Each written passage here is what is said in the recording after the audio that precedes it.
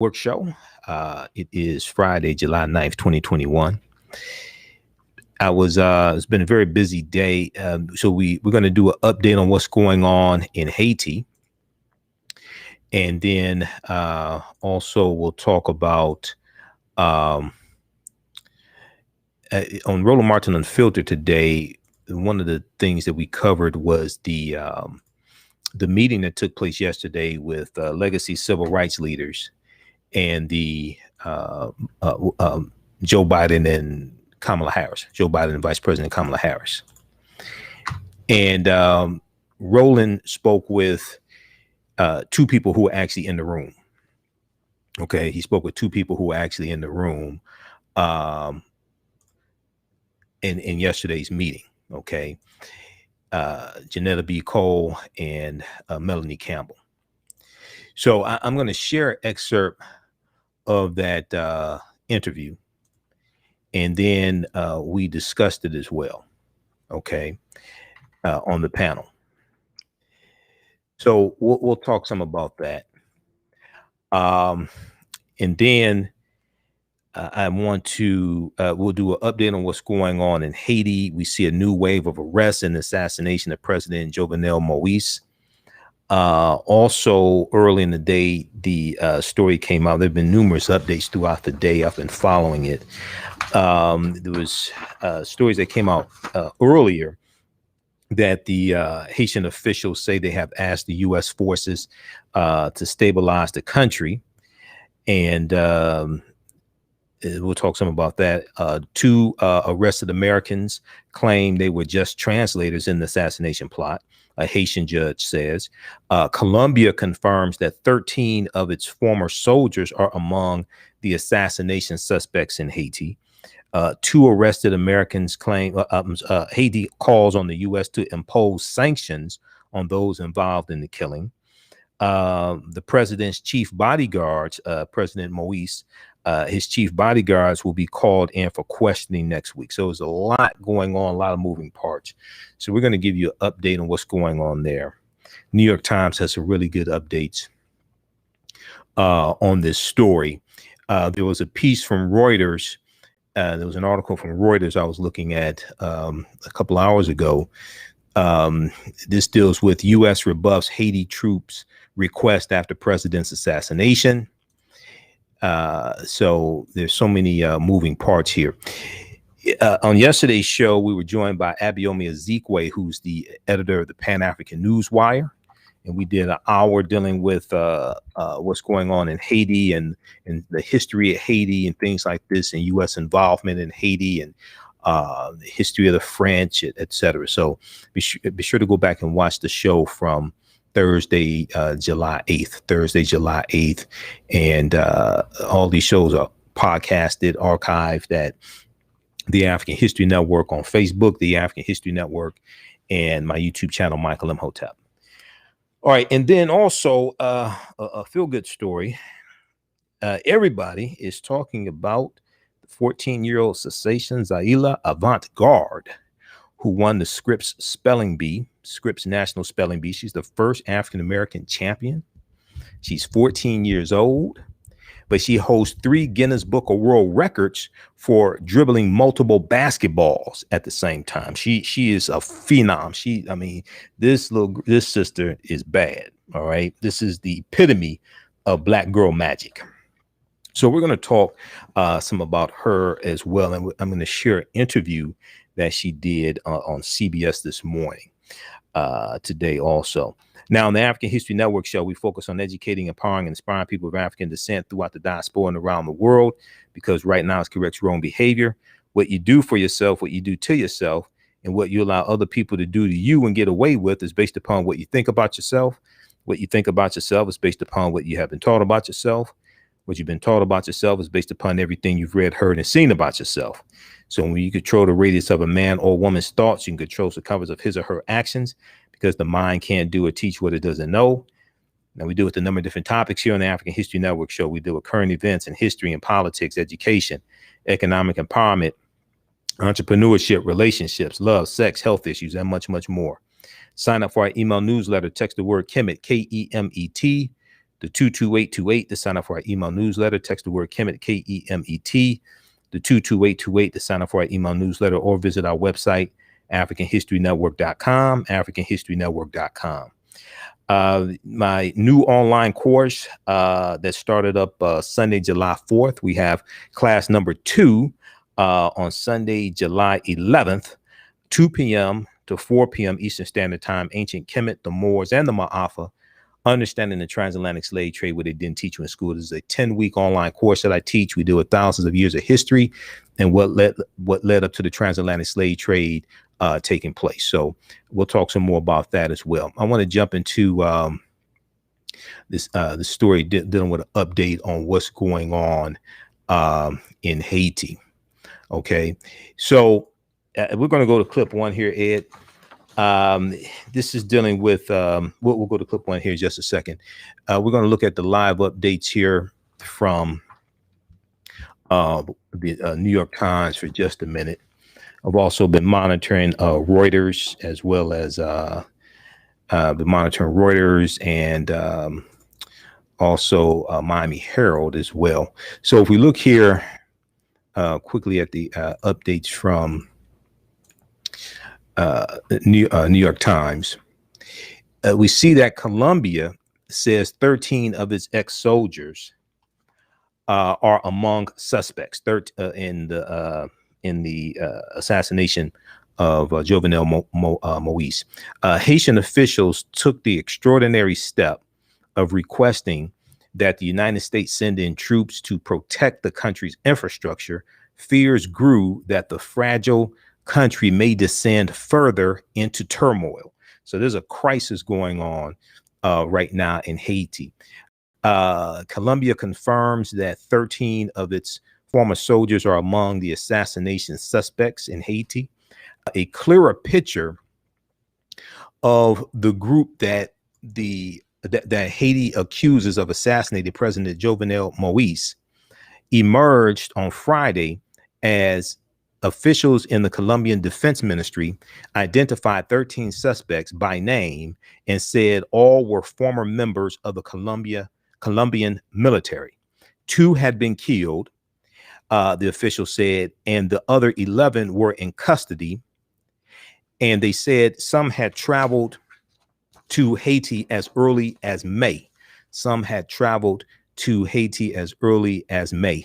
In the past, former members of the Colombian military, which receives heavy financial support and training from the U.S. Military, have acted as hired guns following their service. Colombians are attractive to those looking for military help because they often have years of experience fighting left-wing guerrillas and drug traffickers inside their own country and are often trained by U.S. experts. Okay, I want to go quickly here to clip number 1. This is from NBC Nightly News. New wave of arrest and assassination of Haitian President Jovenel Moise. Let's go to this clip. Haitian authorities now say at least 28 suspects were involved in the assassination of the country's president, lining them up for the world to see behind a table displaying firearms, machetes, and Colombian passports. Haitian police say 17 men have been arrested, including 15 Colombians and 2 Haitian Americans. 3 suspects died in a gun battle, and 8 others are still on the run. Haitian government officials identified the U.S. citizens to NBC News as James Salages and Joseph Vincent. The New York Times, citing a Haitian judge involved in the investigation, reports that the 2 Americans were working as translators and said they were not in the room when President Jovenel Moise was killed. With the country in turmoil, the U.S. is sending FBI and Homeland Security officials to help investigate. Some protesters don't believe the government's account and are skeptical that a supposedly professional group of killers could carry this out, but be caught so quickly. Haiti is in a state of shock. Laurent Lamotte is a former prime minister of Haiti. Could an assassination like this have been carried out without some inside help? A lot of people are not understanding some of the ease of access to the president's house and the breakdown of security. There's been a complete security breakdown in the president's security detail. The former prime minister says Haiti's first lady was shot 3 times. Tonight, she's still in critical condition at a Miami hospital, Peter. Okay. All right, pause it right there. All right, we're coming up here on a break. We're going to continue this on the other side of the break. Then we'll talk about the meeting that Joe Biden and Vice President Kamala Harris had with veteran civil rights leaders, including Reverend Al Sharpton, who you can hear Monday through Friday, 1 p.m. to 4 p.m. Eastern Standard Time right here on 9:10 a.m. the Superstation WFDF, keeping it real with Reverend Al Sharpton. And we'll also talk about Zaila Avant-garde, the first African-American winner of the Scripps National Spelling Bee competition. You listen to the African History Network show right here on 9:10 a.m. the Superstation, the Future Radio. I'm your host, Brother Michael Imhotep. We'll be back in a few minutes. Stand by, everybody. Stand by. One commercial break. Stand by. How's everybody doing? Share this broadcast on your social media platforms. Okay, stand by. Share this broadcast on your social media platforms. Invite your friends to tune in. Okay, who still needs to register for the 10-week online course that I teach, the new class that started up on Sundays? Ancient Kemet, the Moors, and the Ma'afa, understanding the transatlantic slave trade, what they didn't teach you in school. This is on Sundays, 2 p.m. to 4 p.m. Eastern Standard Time. 2 p.m. to 4 p.m. Eastern Standard Time. We're going to post a link here so you can register. Next class is Sunday, July 11th, 2 p.m. to 4 p.m.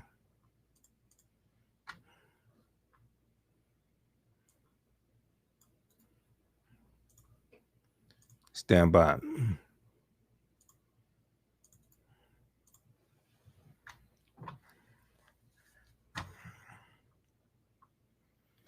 Okay. We have Carrie, Jerry, Sherwin, Becky, Carlos, just a few of the people watching.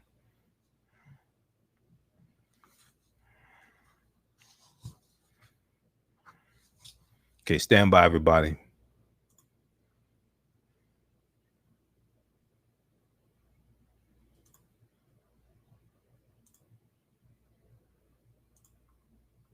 Back from break in 2 minutes.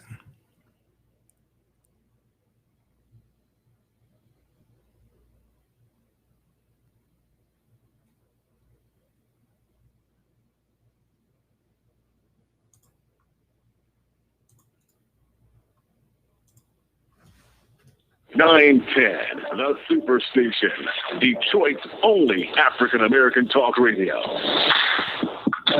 The views and opinions expressed on any program are those of the producers and or the persons appearing on the program and do not necessarily reflect the views and opinions of 910 AM Superstation or Adele Media. Welcome back to the African History Network show right here on 910 AM Superstation, the Future Radio. I'm your host, Brother Michael Imhotep. It is Friday, July 9th, 2021, and we are live. The call-in number is 313-778-7600. 313-778-7600 is the call-in number if you have a question or comment.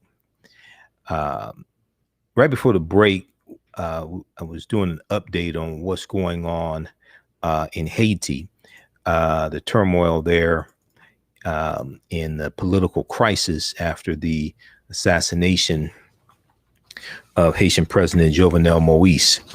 We're going to go back to the updates here from, I want to go back and look at the updates here from the New York Times. Just give me a second here to flip back over. Okay, so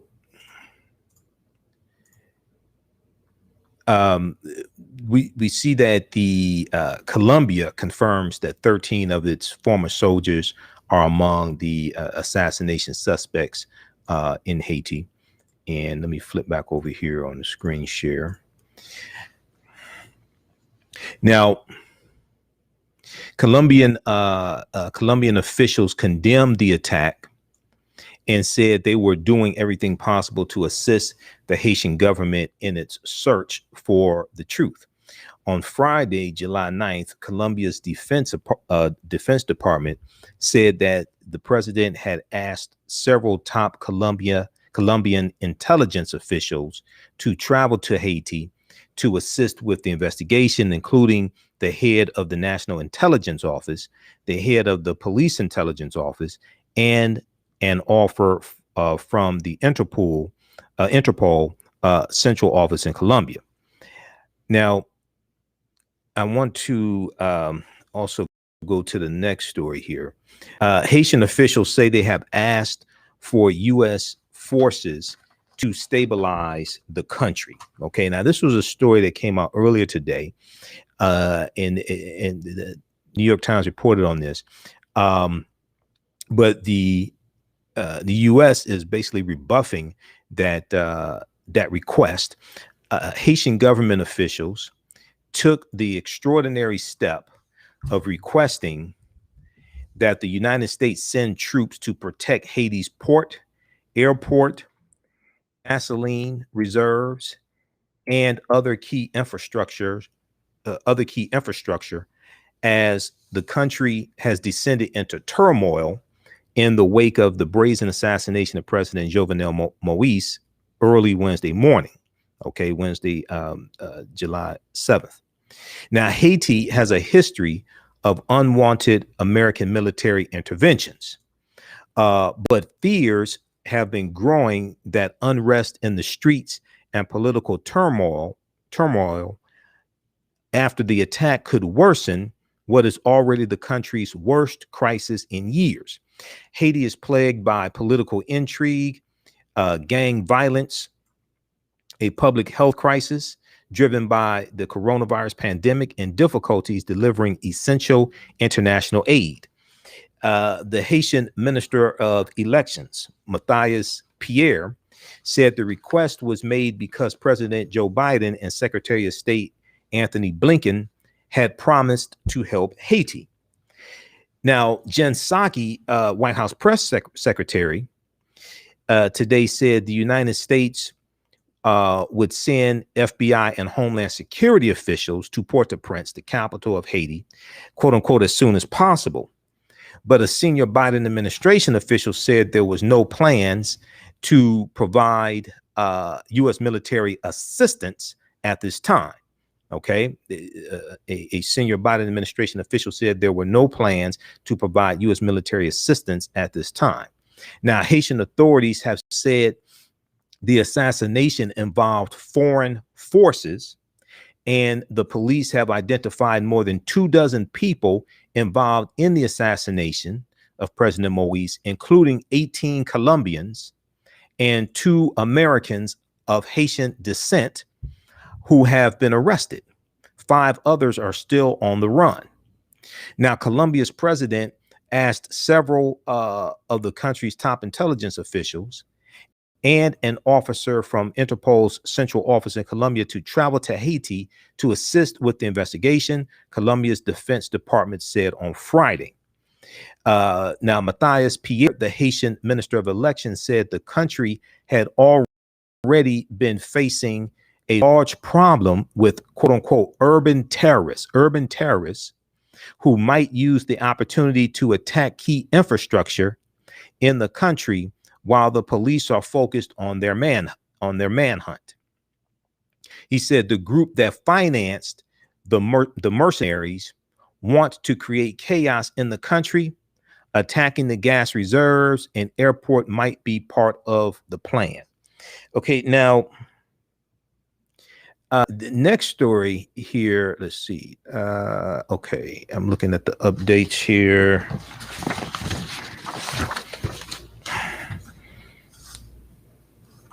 Okay, I think I got, let me see, did I get all the updates that I wanted?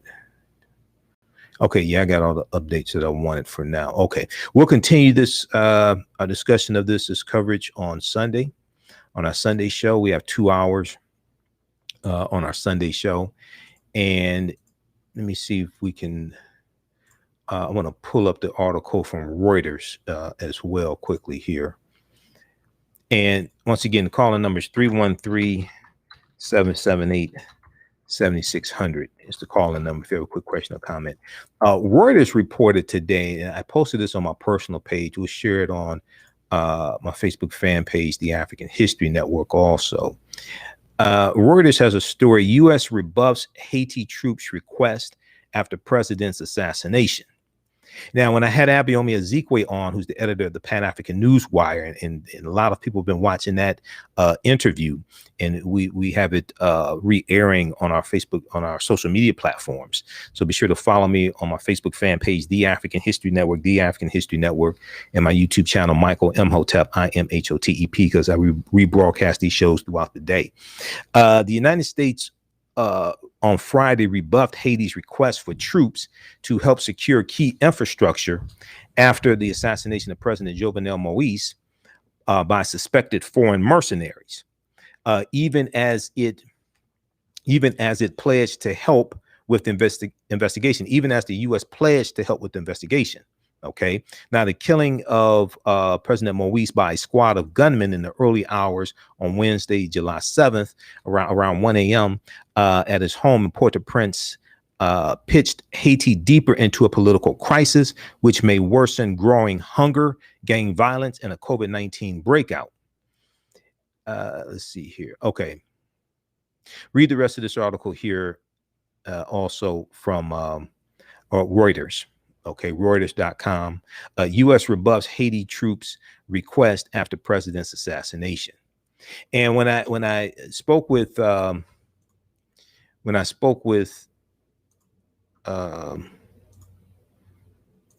Ezekwe yesterday, we talked about U.S. intervention in the past and U.S. occupying Haiti from 1915 to 1934. And U.S. intervention in the past with John Bertrand Aristide, et cetera, in this history. Okay, so we're going to have Abayomi Ezekwe back to talk about these further developments as well. Okay, I want to go to this next story here. So,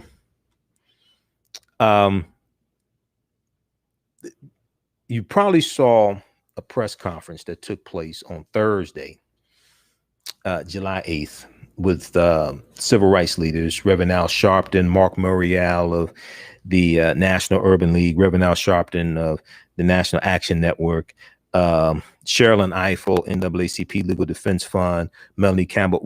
Ed, we're going to go to clip number 2, Ed. Melanie Campbell, Black Women's Roundtable, Janetta B. Cole, National Chair of Negro Council of Women, etc. They met with President Joe Biden and Vice President Kamala Harris to mainly discuss the need to preserve voting rights, to pass H.R. 1, to pass the For the People Act, and to blunt what's taking place in these state legislatures with the passing of SB 202, et cetera, things like this in Georgia. Okay. And unlike a lot of discussions that take place, so I was on the panel of Roland Martin Unfiltered. For those that don't know today, I'm usually a panelist every Friday. Unlike a lot of discussions that take place, Roland actually interviewed today 2 of the people that were actually in the room, because you have a lot of these conversations that take place in social media and people are running their mouths and they're not talking to anybody who's actually in the room. Okay. So I'm going to share an excerpt. It was a longer interview, but I'm going to share an excerpt of that interview. And then Roland came to me for me to comment on the interview and what took place. But just very briefly, on Thursday, President Joe Biden, and I'm looking at the reporting from blackamericaweb.com. Also, we have reporting here from Reuters.com as well. On Thursday, President Joe Biden and Vice President Kamala Harris sat down with the leaders from the NAACP, National Coalition of Black Civic Participation, National Council of Negro Women, the Leadership Council for Civil and Human Rights, the Lawyers Committee for Civil Rights Under the Law, NAACP Legal Defense Fund, National Urban League, and National Action Network. The group also reportedly discussed the importance of police reform. That's something else they talked about, passing the George Floyd Justice and Policing Act. Police reform across the country amid the killings of Black community members at the hands of law enforcement. Okay, so that was something else that was discussed as well. Now, in our meeting with Biden and with the Biden administration, we expressed an urgent need for legislation that provides equitable access to the ballot box and offered strategies for mobilizing locally and nationally to ensure democracy works for all, NAACP President Derrick Johnson said in a statement. Okay, what we're going to do here, I'm going to go to this excerpt here from Roland Martin Unfiltered. Okay, and you all should be able to hear me on Facebook. Okay, I'm going to go to this clip here from Roland Martin Unfiltered. He's speaking with Janetta B. Cole, National Chair of the National Council of Negro Women, and Melanie B. Campbell of the National Coalition of Black Civic Participation. Let's go to this clip, Ed.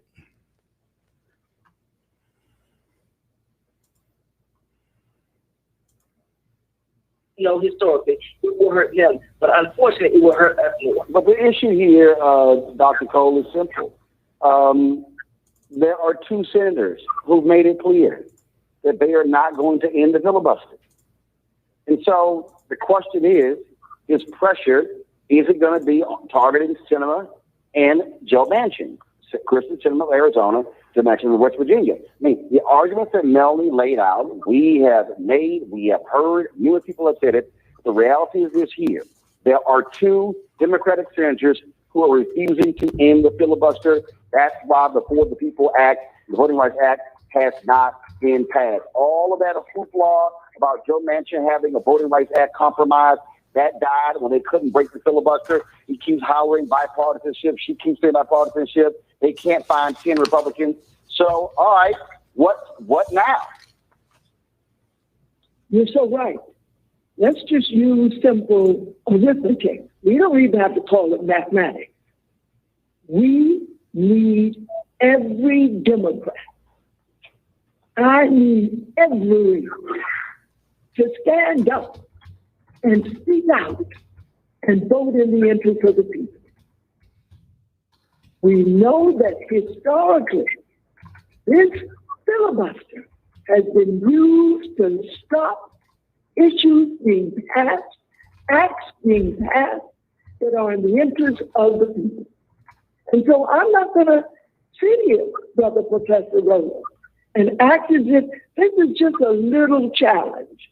You know, we can do the arithmetic and we can convince some more Democrats and maybe even a few Republicans. This is a serious challenge.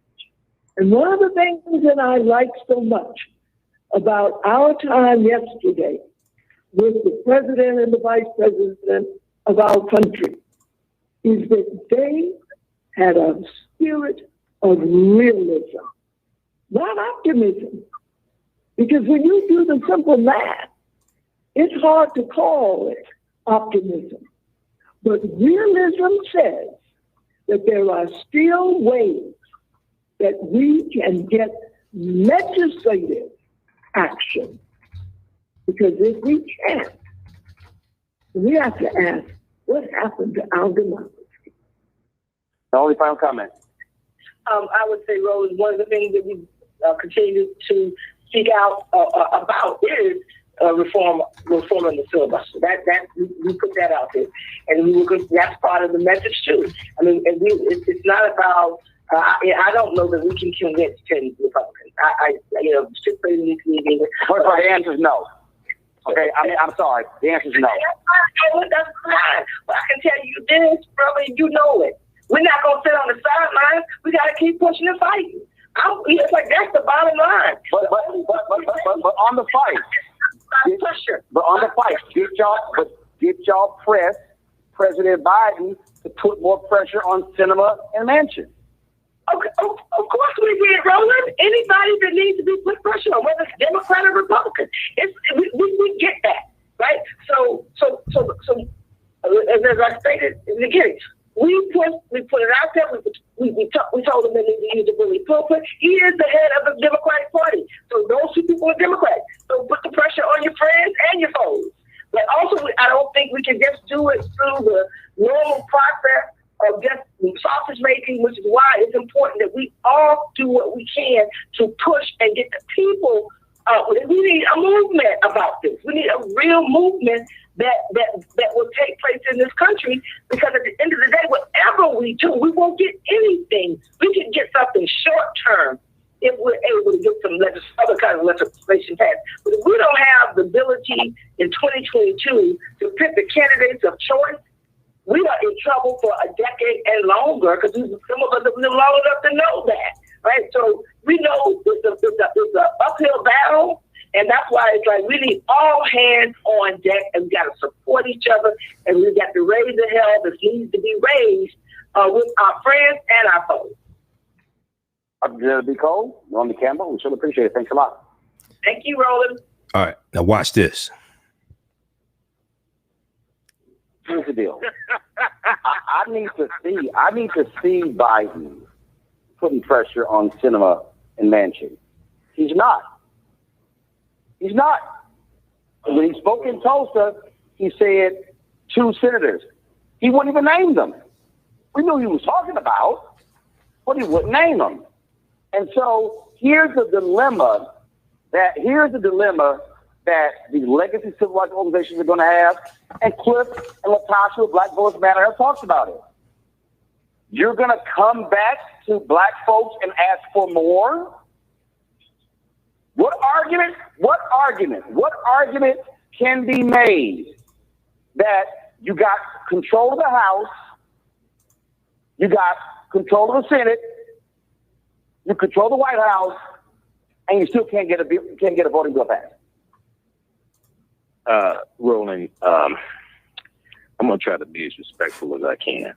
I saw press conferences yesterday. I saw interviews with people that were in the meeting, and I thought, I know I'm 50, and I think my hearing is going out, so I thought I ain't hear what I heard, but I got earbuds on right now. Listen to them. So I respect the system. I think we need less love vote, more Amistad slave revolt.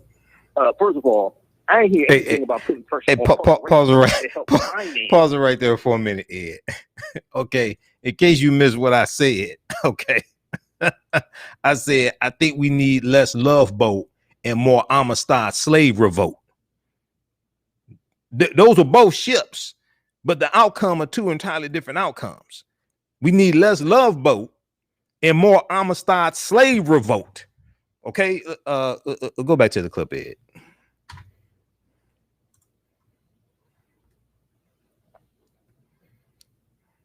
Expand this beyond just African Americans. This is people who don't vote for Democrats. This is young white people, white college students. This is Latinos. This ain't just a black thing. Dude, these people are, look, now we need a Bumpy Johnson of politics to take these people's heads off. Politically, not figurative, not literally, politically. We're not doing anything that's going to scare them. This is what I'm saying. So the other thing is we have to educate the masses. I was speaking in Atlanta for the Juneteenth Festival. I did 2 presentations. I'm speaking to, I talked to 50 people asking questions. How many votes does it take to get a bill passed in the House of Representatives? Everybody wants reparations, but 9 out of 10 people can't tell you how to realistically get reparations. Okay? So we have to, and lastly, I'll wrap up with this, brother, because this ain't my show, this is yours. June 1941. Executive Order 8802, President Franklin Roosevelt, with desegregated military jobs in the Department of Defense. He didn't do that out of kindness of his own heart. He did that because A. Philip Randolph, president of the Brotherhood of People Comporters, put his foot up his ass and threatened to put 100,000 African Americans marching on Washington to embarrass Roosevelt after we voted for Roosevelt. See, that's pressure. This stuff here, man, they ain't scared of none of this stuff. The other thing is, one of the reasons why I think they're not talking about corporations, unfortunately, I understand, they get donations from corporations, but the hell with that, man. Look, we need less love vote, more homicide. The thing here. Okay. Pause it right there. Ed. I was trying really hard not to cuss on Roland's show today, even though he cusses. I usually don't. I was trying really hard not to cuss. It'd take all of my restraint. Oh my God. It'd take all my restraint not to cuss. Because I'm like, look, this ain't nobody scared of this. This is not even going to scare Democrats. You think it's going to scare Republicans? You're dealing with the white nationalist party. You're dealing with domestic terrorists. In the white nationalist party, 147 of them in the House of Representatives voted not to certify the 2020 election. Okay, now go watch the full whole interview and the whole panel discussion. This at Roland Martin Unfiltered on YouTube, and Roland Martin on YouTube and Roland Martin on Facebook. We'll post the link here as well. The pressure on corporations, and we'll talk about this some more on Sunday show, because we have 2 hours on Sunday. The pressure on corporations that we just saw like 2 or 3 months ago, when we saw pressure across the country to get corporations to speak out in opposition to these voter restriction bills that are taking place all across the country, right? Well, the corporations have been largely silent when it comes to these voter restriction bills that have actually been passing.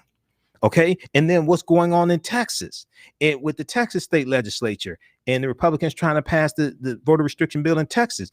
They've been largely silent, and they've been silently starting to donate money to Republican candidates as well and things like this. Okay. So it's going to take a 50-state scorched earth effort. We have to engage in economic guerrilla warfare. This, I know many of them meant well, but I'm 50. I was looking at them. I think if I was in that meeting, I think I'd probably be the youngest person there, and I'm 50. Yeah,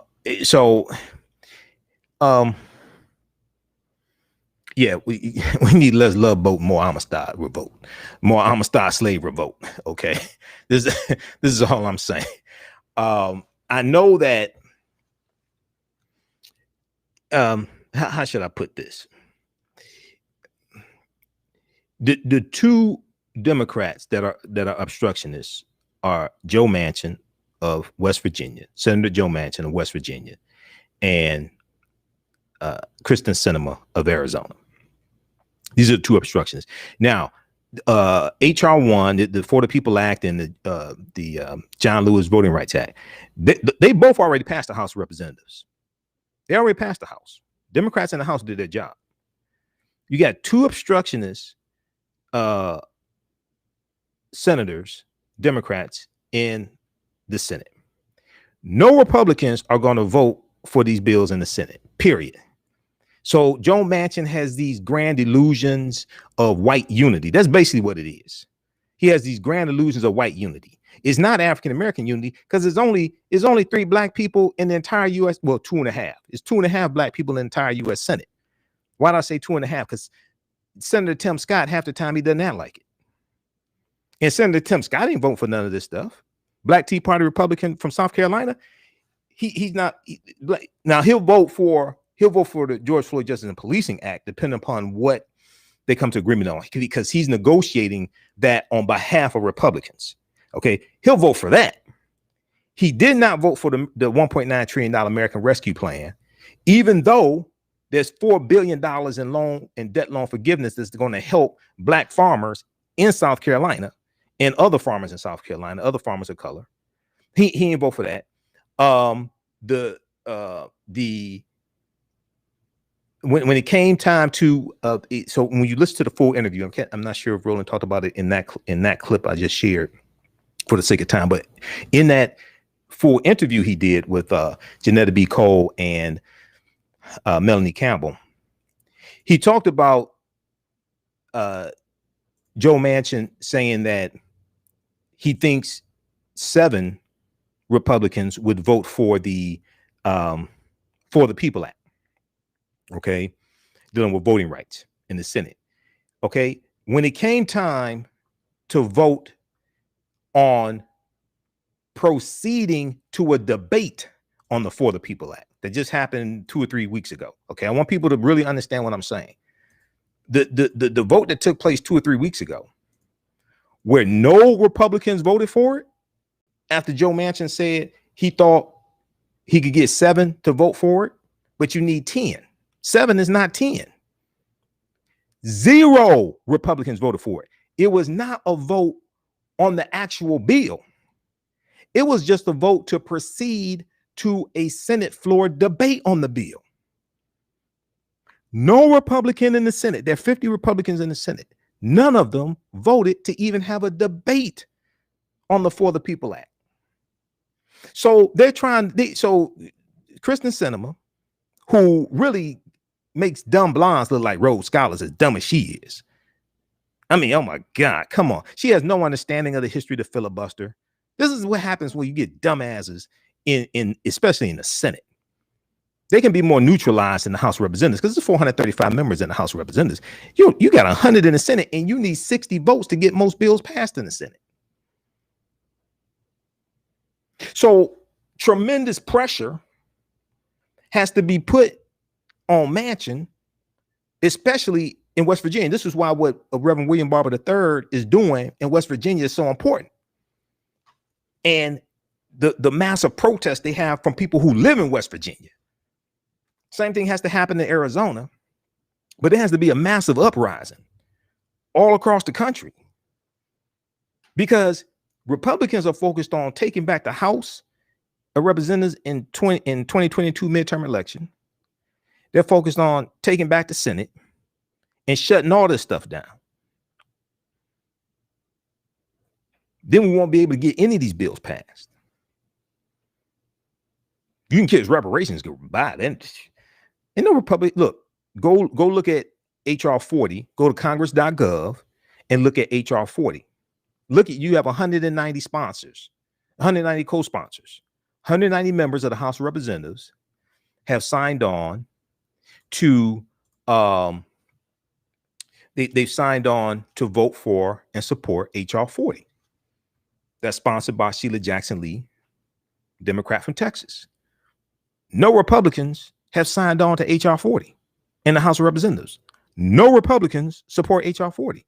No Republicans in the House of Representatives support the George Floyd Justice and Policing Act because the George Floyd Justice and Policing Act passed the House of Representatives March 3rd, 2021 by a vote of 220 to 212. No Republicans voted for the bill. So you got 73-year-old white man Joe Manchin, who's the real Jim Crow Joe. Let's be clear. Joe Manchin is the real Jim Crow Joe. He has these grand illusions of white unity that don't exist in the Senate anymore. That stuff is gone. That stuff is gone. Okay. So let's go quickly here to the phone lines. We've got Nina, line 1. Okay, we ran out of time, Nina. So go ahead and give me the quick 1-minute version of what you want to say. And then you can call back Sunday when we have more time. We have Nina on the line, or whoever it is on the line. No caller? Oh, okay. Oh, okay. I thought we had a caller. All right. Okay. We'll talk more about this on Sunday show. I want to go to this great story here. This is dealing with Zaila Avant-garde, who won the 2021 Scripps Spelling Bee. And this is a brilliant 14-year-old sister. Let's go to clip 3 from NBC Nightly News. 14-year-old makes history as first African-American spelling bee champion. Hello, Mike. This is what 14-year-old Zaila Avant-garde is famous for this week. We say this week because you're surely going to hear from her again.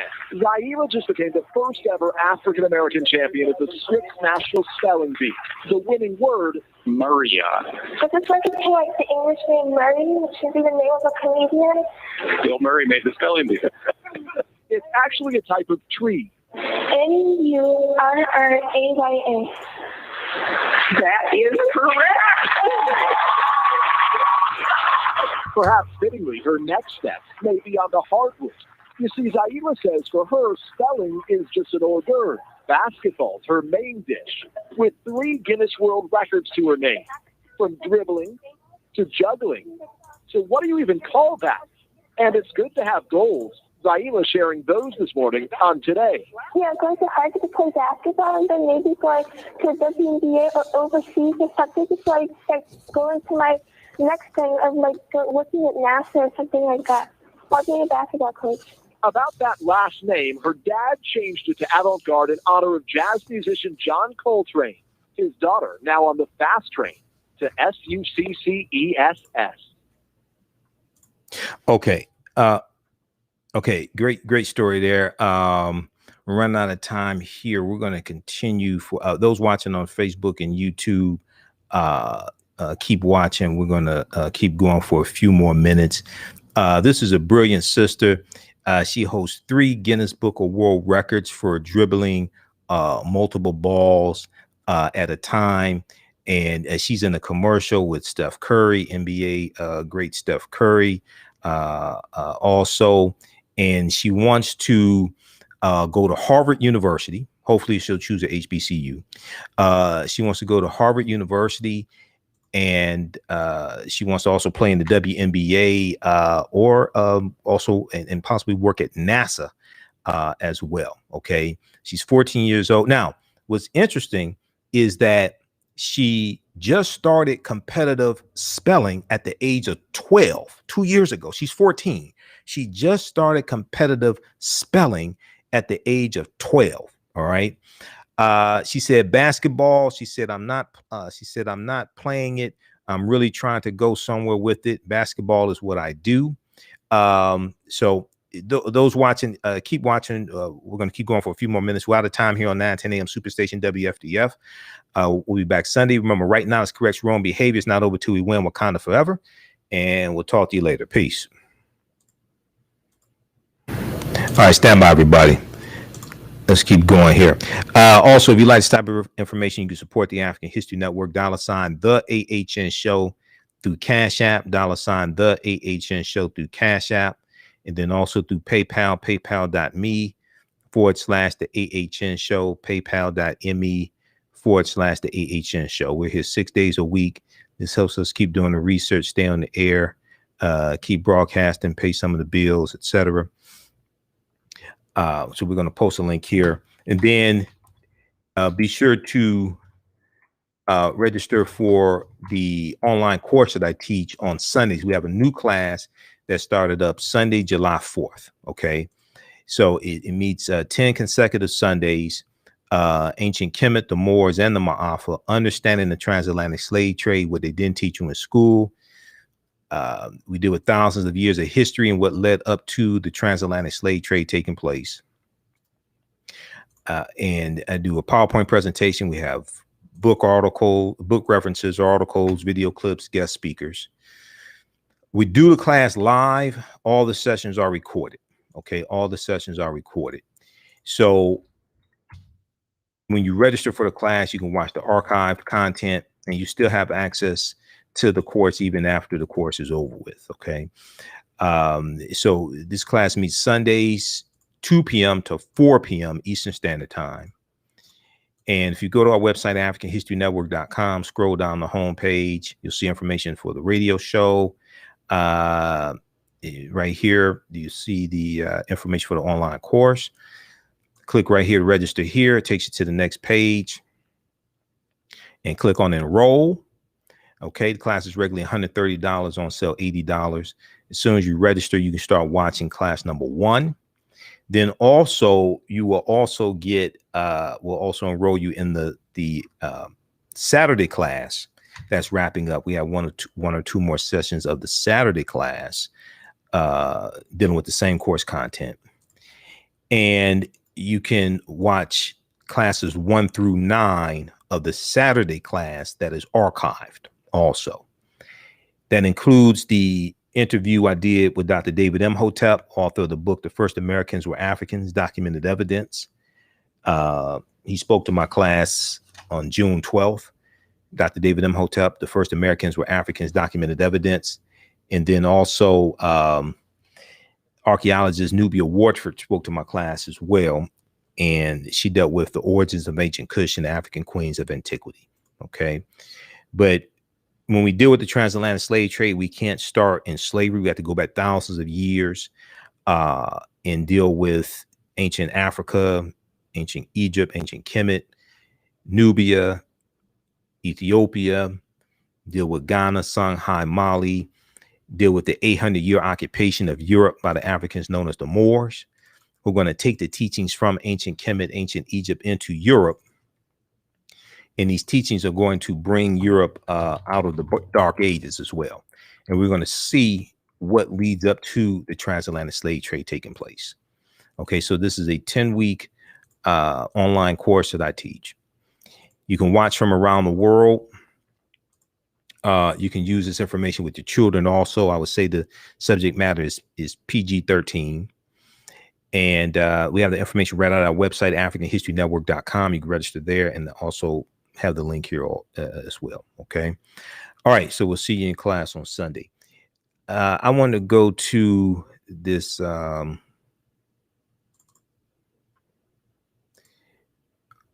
want to go to this interview that Zaila did on CBS this morning. She did this interview today, so we'll get that queued up for you. So this is a brilliant young sister. She's the epitome of Black girl magic. The online course is on sale $80, regularly $130, and then you still have access to the course even after the course is over. So next year you can still go back and watch the full course. You still have access to the course. I want to go to this interview here that she did. She's a brilliant sister, and to see her with the basketballs as well. I mean, she's going to be a phenom in the WNBA. Okay, let's go to a second here. Let's go to this clip.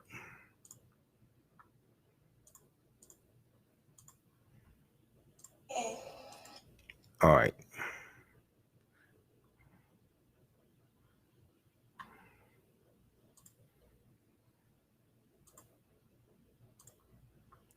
Okay. All right, let me cue this clip up just a second. Okay, here we go.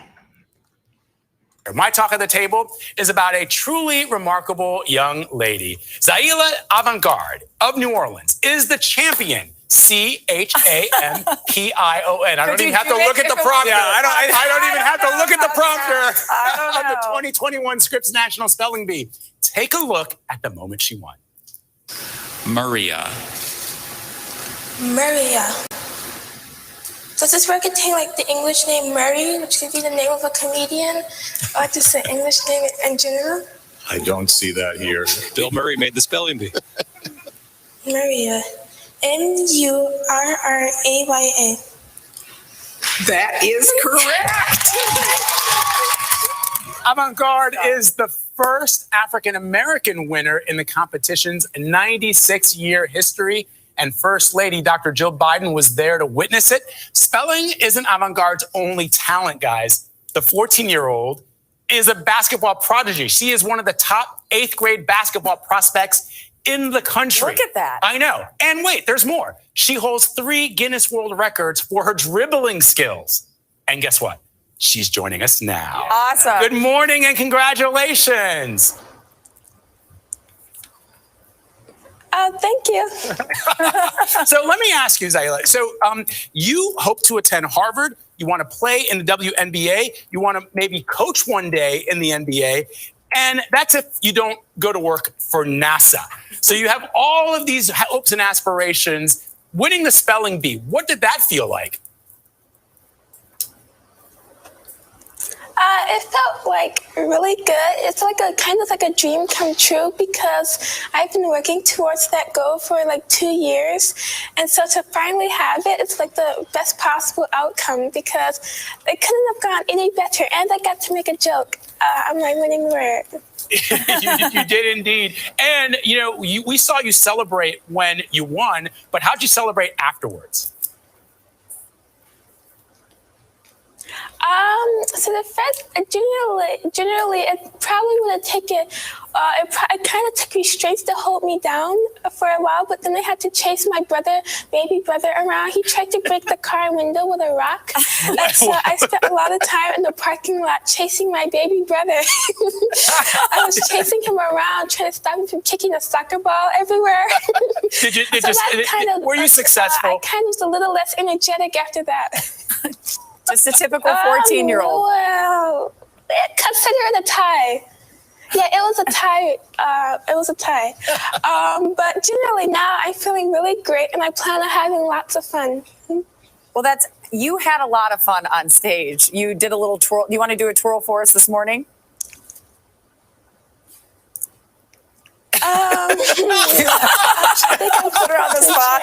Are you stuck there? Well, I have to ask, were you nervous? And how does it feel to make history as the first African-American champion?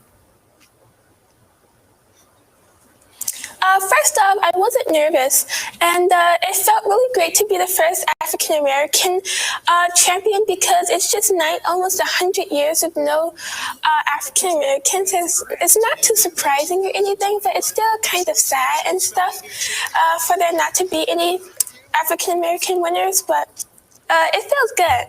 Hey, Zaila, it's Tony DeCopel. I'm always curious why people love the things they love. And what is it about spelling that made you practice 7 hours a day and become a champion in it? I really love word roots and stuff, and I love moments like when I got the right ancestral, where I knew immediately what it meant and stuff, because I like having roots and stuff makes it kind of like a behind the back pass in basketball. It's kind of like asking roots, but it's also like a behind the back pass that you've got to make, because like if you there are a lot of words that like if you don't know the roots, like a word like phylloxera, which is a word somebody, I believe Bhavna Medini, phylloxera, Phylloxera.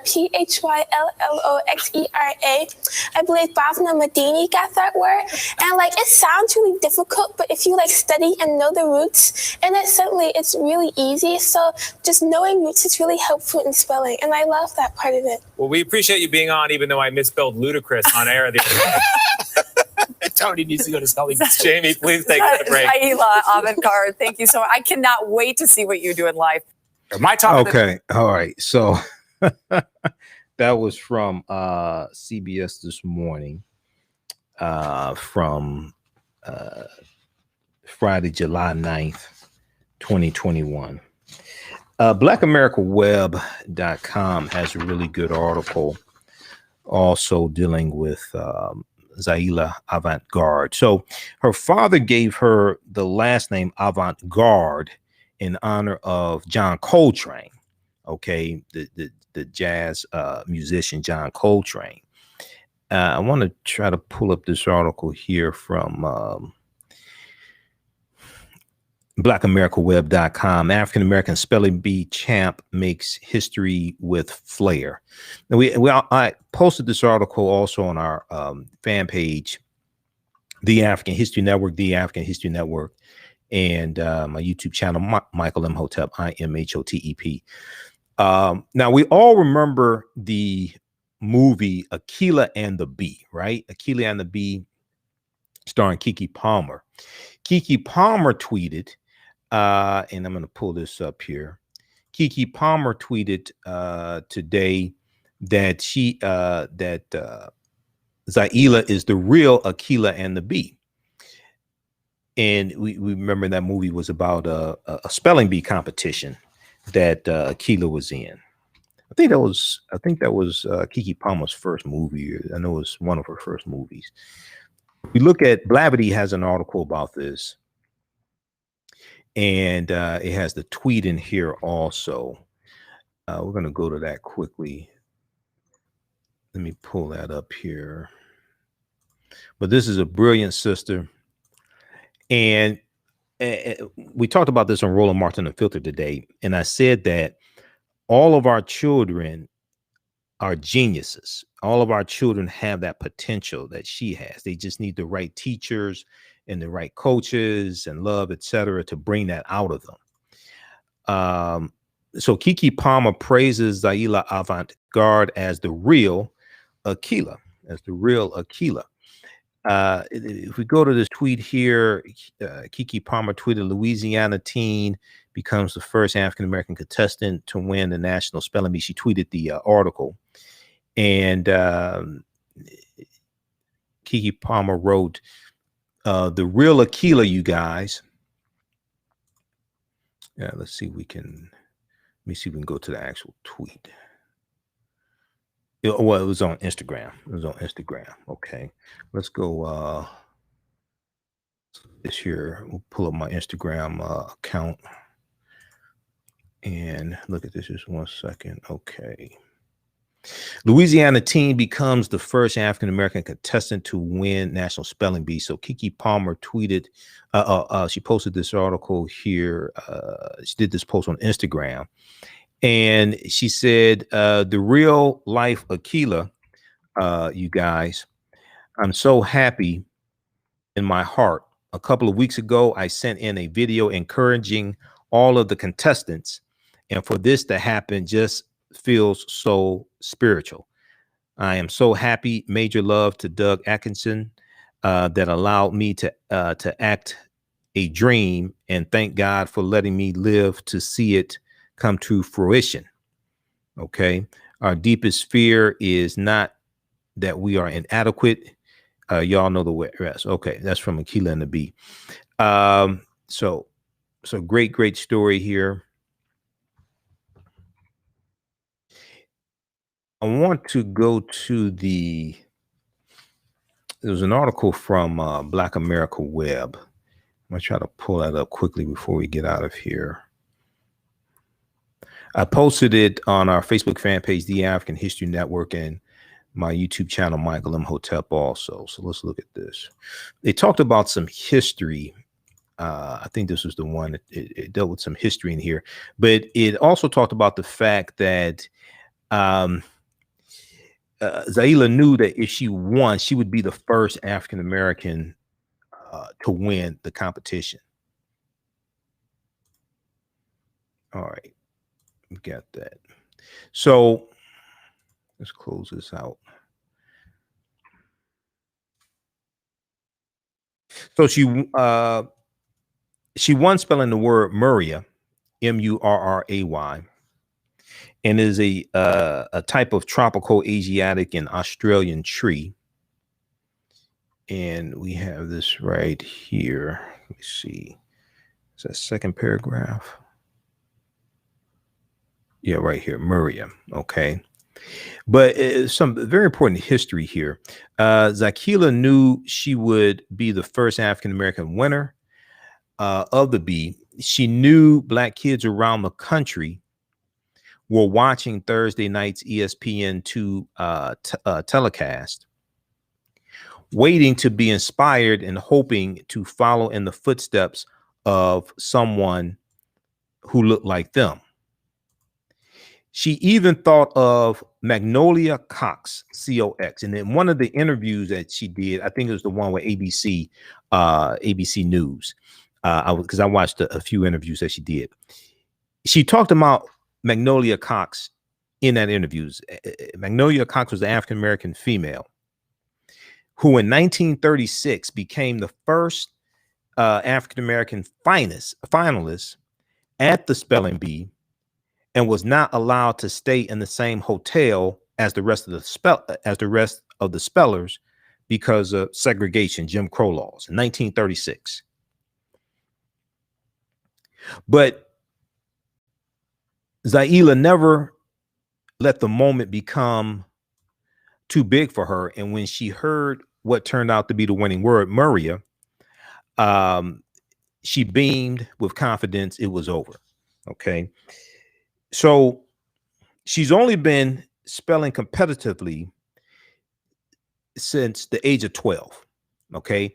Now she has a coach. She spends 7 hours a day training as well. Talk about dedication.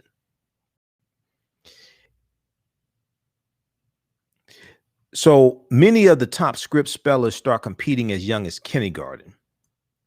But Zaila only started a few years ago after her father, Jarara Spacetime, watched the spelling bee on TV and realized his daughter's affinity for doing complicated math in her head could translate well into spelling. Okay. He realized he realized his daughter's affinity for doing complicated math in her head could translate well to spelling. She progressed quickly enough to make it to the nationals in 2019, but bowed out in the preliminary rounds. That's when she started to take it more seriously and began working with a private coach, Cole Schaefer-Ray, a 20-year-old Yale University student, and the 2015 Scripps runner-up. Cole Schaefer-Ray, her coach, said usually to be as good as Zaila, you have to be well connected in the spelling community. You have to be doing it for many years. It was like a mystery, like, is this person even real? Now, Cole Schaefer-Ray quickly realized his pupils' extraordinary gifts.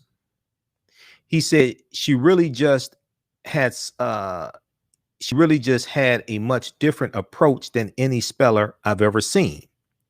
She basically knew the definition of every word that we did, like pretty much verbatim. Quote, she knew not just the word, but the story behind the word origin, okay, the etymology of the word, the story behind the word. And she also is really good with the roots of words, the Greek, Latin roots, French roots, things like this. She knew not just the word, but the story behind the word, why every letter had to be that letter and could not be anything else.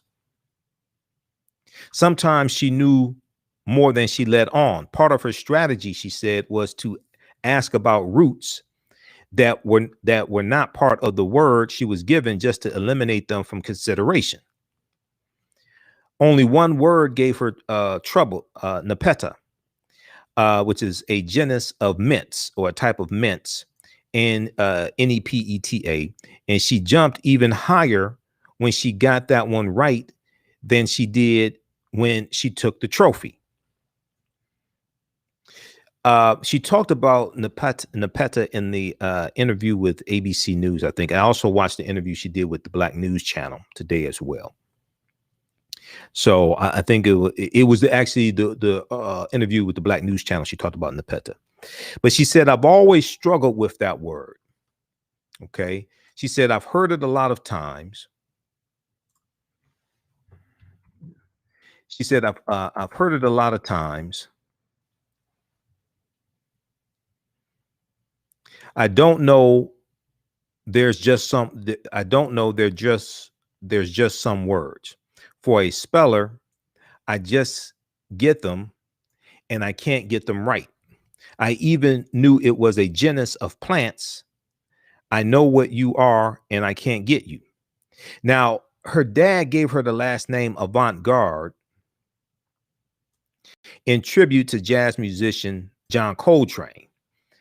Is a singular champion of a most unusual bee, the first in more than 25 months. Okay, in Zaila, this is the first spelling bee in more than 25 months because of COVID-19. Last year's bee was canceled because of the coronavirus, and this one was thoroughly modified to minimize risk to children and their families. So read the rest of this article here from blackamericaweb.com. African-American spelling bee champ makes history with flair. Then there was a really extensive article from NOLA.com, because she's from Louisiana. There's really a really good one from NOLA.com. Also, let me pull that one up here. Yeah. This one right here that I showed earlier. Louisiana teen is more than a spelling bee finalist. She's a 3-time world record holder. Louisiana teen is more than a spelling bee finalist. She's a 3-time world record holder. So she holds 3 Guinness Book of World Records for dribbling multiple basketballs at a time. So the 14-year-old from Harvey, Louisiana, has earned more recognition from her athletic prowess than her achievements in spelling. She is a basketball prodigy who has appeared in a commercial with Stephen Curry and owns 3 Guinness World Records for dribbling multiple balls simultaneously. Multiple balls, not just basketballs, multiple balls simultaneously. She has more than 12,000 Instagram followers, where videos of her dazzling skills have won praise from musician Michael Franti, among others. And she hopes to attend Harvard University. Hopefully she'll go to an HBCU. She also wants to play in the NBA and possibly coach one day. She wants to play in the WNBA and possibly coach one day in the NBA. Okay, if she doesn't go to work for NASA. Competitive spelling came relatively late in her life. She started at age 12. Okay, so read the rest of this article also from NOLA.com, N-O-L-A, NOLA.com. Louisiana teen is more than a spelling bee finalist. She's a 3-time world record holder. Okay, great story there. All right. If you like this type of information, you can support the African History Network, $, the AHN Show through Cash App, $, the AHN Show through Cash App, also through PayPal, paypal.me/the AHN Show.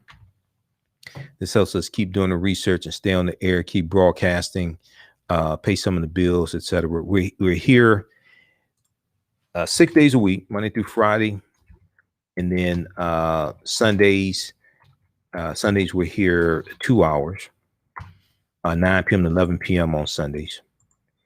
And this is, let me scroll down to this. This is our official Cash App account, $, the AHN Show, SHOW. You see the picture there, and it shows my name and shows my picture there. These other ones here, these are fake African History Network Cash App accounts. Our Cash App tag is actually $, the AHN Show, SHOW. Then also be sure to register for the online course, the new online course that I teach on Sundays, 2 p.m. to 4 p.m. Eastern Standard Time. And it just started up Sunday, July 4th. As soon as you register, you can watch the class from Sunday, July 4th. We did like 2 hours and 20 minutes. So go to our website, AfricanHistoryNetwork.com, scroll down the page. You'll see the information for the online course. You'll see the flyer here. So it meets Sundays, 10 consecutive Sundays, 2 p.m. to 4 p.m. Eastern Standard Time. You can watch from around the world. Okay, click right here to register here. The class is on sale, $80, regularly $130. Click here to enroll. As soon as you register, you can start watching course content. You can watch class number 1. We'll also enroll you in the Saturday class that's wrapping up. We have like 1 or 2 more sessions of the Saturday class. And with the Saturday class, as soon as you register, you can watch classes 1 through 9 of the Saturday class, okay? And you'll also be enrolled in our Sunday class that meets 2 p.m. to 4 p.m. Eastern Standard Time. So class number 2 is going to be Sunday, July 11th. As a bonus, you'll get a digital download of the Juneteenth lecture I did on June 16th, 2021. It's a 2.5 hour lecture I did dealing with the real history of Juneteenth. You get that in digital download format also. All right, we have to get out of here. Remember, at the African History Network, we focus on educating, empowering, inspiring people of African descent throughout the diaspora and around the world. Because right now, it's correct wrong behavior is not over till we win. Be sure to follow us on our Facebook fan page, The African History Network, The African History Network, and my YouTube channel, Michael Imhotep, IMHOTEP. Remember, right now, Scripps, wrong behavior is not over till we win. Wakanda forever, and we'll talk to you next time. Peace.